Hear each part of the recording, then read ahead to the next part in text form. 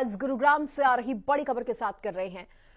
गुरुग्राम से खबर है और आपको बड़ी जानकारी दे दें कि कल गुरुग्राम दौरे पर प्रधानमंत्री नरेंद्र मोदी रहेंगे। गुरुग्राम में द्वारका एक्सप्रेसवे का उद्घाटन करेंगे। पीएम के दौरे को लेकर अंतिम रूप में है तैयारियां। सीएम मनोहर लाल ने खुद प्रधानमंत्री नरेंद्र मोदी के दौरे से पहले जायजा लिया है तैयारियों का। बसई के पास प्रधानमंत्री का जन अभिवादन कार्यक्रम भी है। एनएचएआई के प्रोजेक्ट की प्रदर्शनी का अवलोकन करेंगे पीएम। सेक्टर 82 में विशाल जनसभा को संबोधित करेंगे पीएम। जिला प्रशासन ने कार्यक्रम को लेकर पुख्ता प्रबंध किए हैं। गुरुग्राम में कल तक के लिए ड्रोन उड़ाने पर भी प्रतिबंध है। देखिए, सुरक्षा के मद्देनजर यह फैसला जो है वो लिया गया है। अहम फैसला आपको बता दें कि गुरुग्राम में कल तक के लिए ड्रोन उड़ाने पर भी प्रतिबंध है, क्योंकि खुद प्रधानमंत्री नरेंद्र मोदी जो है आ रहे हैं गुरुग्राम में द्वारका एक्सप्रेसवे का उद्घाटन करने के लिए। पीएम के दौरे को लेकर अंतिम रूप में तैयारियां जो है वो नजर आ रही हैं। सीएम मनोहर लाल ने भी पीएम के दौरे का जायजा लिया है। इसके साथ ही बसई के पास प्रधानमंत्री का जन अभिवादन कार्यक्रम जो है वो रखा गया है। एनएचएआई के प्रोजेक्ट की प्रदर्शनी का अवलोकन भी करेंगे प्रधानमंत्री नरेंद्र मोदी। सेक्टर 82 में विशाल जनसभा को संबोधित करेंगे प्रधानमंत्री नरेंद्र मोदी। ये बड़ी खबर इस वक्त की आपको बता रहे हैं। जिला प्रशासन ने भी कार्यक्रम को लेकर पुख्ता प्रबंध इसके लिए कर लिए हैं। अब देखिए, 4 तस्वीरें आपकी टीवी स्क्रीन पर। 11 मार्च को गुरुग्राम आएंगे प्रधानमंत्री मोदी। द्वारका एक्सप्रेसवे का उद्घाटन करेंगे। सीएम ने जायजा लिया है। सुरक्षा के भी कड़े प्रबंध हैं। सुरक्षा के कड़े प्रबंध किए गए हैं। खुद मुख्यमंत्री मनोहर लाल जब पहुंचे जायजा लेने के लिए, तैयारियों का उन्होंने जायजा लिया, किस तरह के इंतजाम किए गए हैं, सुरक्षा व्यवस्था कैसी रखी गई है, वो आप तीसरी तस्वीर में देख रहे हैं। तो फिर 11 मार्च को प्रधानमंत्री जिस तरह से गुरुग्राम आ रहे हैं, द्वारका एक्सप्रेसवे की बड़ी सौगात जो है जनता को, प्रदेश को देने जा रहे हैं। और सिर्फ गुरुग्राम के लोगों का ही इससे फायदा नहीं होगा। दिल्ली से गुरुग्राम की कनेक्टिविटी जो है वो सुगम होगी, आसान होगी। और इसके साथ ही ट्रैफिक जाम की समस्या से जो लोगों को जूझना पड़ता था, वो समस्या सुलझ जाएगी। तो पीएम का हरियाणा दौरा अपने आप में बेहद खास। द्वारका एक्सप्रेसवे की सौगात देंगे कल प्रधानमंत्री नरेंद्र मोदी। और इसके साथ ही आपको बता दें कि एनसीआर में गुरुग्राम की कनेक्टिविटी भी बढ़ेगी। 30 से 35 नए सेक्टर्स और 50 गांवों को लाभ मिलेगा इसका। 50 गांवों को लाभ मिलेगा। देखिए, इसका NH48 पर यातायात का दबाव भी कम होगा। यातायात का दबाव भी कम होगा। बसई के पास पीएम मोदी का जन अभिवादन है। बड़ी खबर इस वक्त की आपको बता रहे हैं कैसी तैयारियां हैं। पीएम आने वाले हैं और कल सेक्टर 82 में विशाल जनसभा भी प्रधानमंत्री नरेंद्र मोदी करेंगे। ये तमाम कार्यक्रम उनके 11 मार्च के रहने वाले हैं।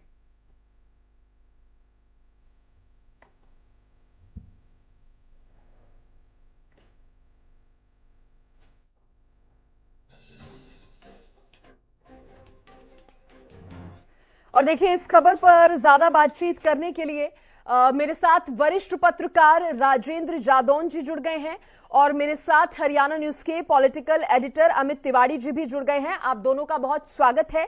और सबसे पहले मैं अमित आपका रुख करना चाहूंगी। कल एक बेहद बड़ी, बेहद खास सौगात जो है प्रधानमंत्री नरेंद्र मोदी देने जा रहे हैं। सिर्फ हरियाणा के प्रदेशवासियों को ही नहीं, बल्कि इससे दिल्ली का भी फायदा होगा, दिल्ली एनसीआर से आने वाले लोगों का भी फायदा होगा। सबसे पहले कार्यक्रम को लेकर जानकारी दीजिए अमित।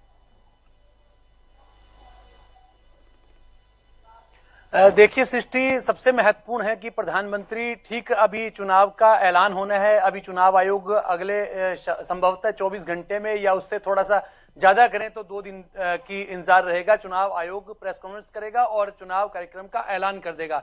उससे ठीक पहले यह बड़ी सौगात जो है हरियाणा वासियों को, एनसीआर वासियों को और दिल्ली वासियों को, देखिए प्रधानमंत्री नरेंद्र मोदी के कर कमलों से मिलने वाली है। इसमें कोई दो राय नहीं है। द्वारका एक्सप्रेस वे बनने से कई गांवों के लोगों को फायदा होगा। साथ साथ जो दिल्ली एनसीआर में लोग रहते हैं उन्हें काफी जो अपना समय जो है सड़क पर जाम में फंसकर जाया करना पड़ता है, वो संभवतः नहीं करना पड़ेगा, क्योंकि जो द्वारका एक्सप्रेस वे बन जाने से उन्हें काफी लाभ मिलेगा। और कई जो 1.5 घंटे तक जाम की समस्या कई बार रहती थी, वो अब दूर होगी और 20 मिनट में ही वे अपने गंतव्य तक पहुंच पाएंगे। तो यह एक बड़ी सौगात जो है वो इस रूप में मिलने जा रही है। और प्रधानमंत्री क्योंकि पहले भी पिछले दिनों भी रेवाड़ी में आए थे और ठीक अब अब उसके कुछ दिन बाद ही अभी प्रधानमंत्री का एक कार्यक्रम कल है।